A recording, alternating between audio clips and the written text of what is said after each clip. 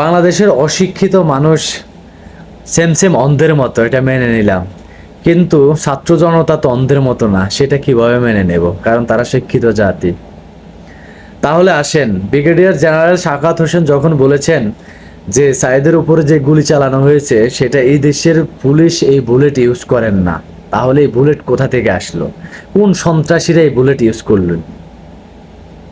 তার সত্যতা যাচাই না করে, তার সত্যতা প্রকাশ না করে, অ্যানালাইসিস না করে আপনারা শেখ হাসিনাকে বিদায় করার প্রচেষ্টায় ছিলেন। শেখ হাসিনার বিদায় আপনারা একটা নিউজ বের করছেন, আয়নাগর। তাহলে ডক্টর ইউনূস সর্বোচ্চ স্থানে আছেন, আয়নাগরের সন্ধান দেন, কোথা থেকে আয়নাগর আসছে, কোথায় অবস্থিত, কি অবস্থিত এই আয়নাগরের মধ্যে? কেন প্রত্যেকটা জায়গা থেকে মানুষের কঙ্কাল তুলে নিয়ে আসি এখানে আয়নাগরের একটা নিদর্শন দেখাচ্ছেন?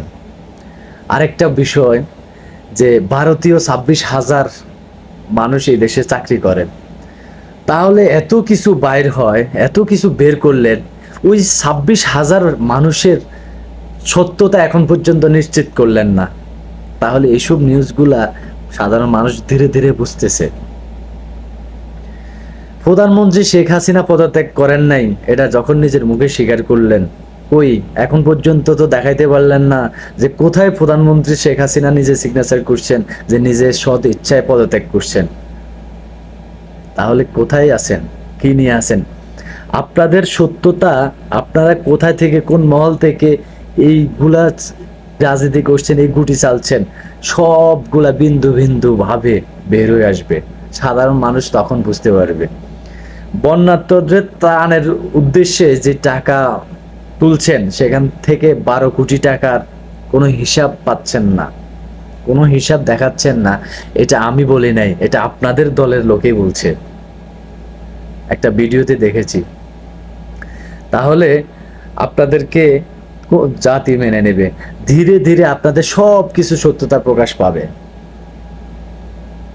আপনারা নিশ্চিত থাকেন। এক সময় বলছেন যে পুলিশ ছাড়া মাঠে নামে আসো, আওয়ামী লীগকে থ্রেট দিতেছেন। এখন প্রত্যেকটা স্পটে এখন তো আওয়ামী লীগের পক্ষে পুলিশ নেই, সেনাবাহিনী নেই। তাহলে এখন আপনারা সেনাবাহিনী ছাড়া মাঠে আসতে পারেন না কেন? আপনারা তো বিশাল খেলোয়াড়। আমি কথাগুলা নিরপেক্ষভাবে বলতেছি, যদিও আওয়ামী লীগের পক্ষে হয় তাহলে কিছু করার নাই, কারণ আমি যেটা সত্য দেখতেছি সেটাই। আপনারা এখন প্রত্যেকটা জায়গায় যায় লাঞ্ছিত কেন হন? আপনারা তো ছাত্র, তাহলে আপনারা কেন সেনাবাহিনী ইউজ করেন? আপনারা কেন এখন নিজেদের মধ্যে পৃথক সৃষ্টি করেছেন, নিজেদের মধ্যে এখন দল সৃষ্টি করে ফেলেছেন? এই লোভ লালসা কোথা থেকে আসলো? আপনারা তো স্টুডেন্ট। অপেক্ষা করেন, ধৈর্য ধরেন, সব কিছু প্রকাশ পেয়ে যাবে। সেই সময় পালানোর রাস্তাও খুঁজে পাবেন না। আল্লাহ হাফেজ।